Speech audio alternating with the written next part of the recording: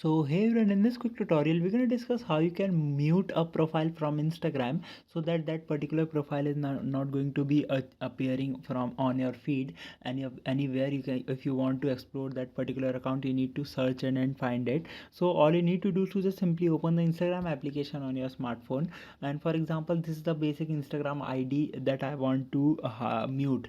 So all you need to do is to just simply open any of the post or the story. Now, for example, if I open the story, and here on the top right corner you're going to find this option of three dots. Just simply tap it over there, and from here you can see this option of mute. Just simply tap it over there. Now once you mute the story, or only story or the post as well, now all these stories and posts are going to be hidden and not going to be appearing on your home page or your explore page. I hope this video will be helpful for you. Make sure to hit the like button and subscribe button for having such more helpful and interesting tutorials. See you in the next one. Take care.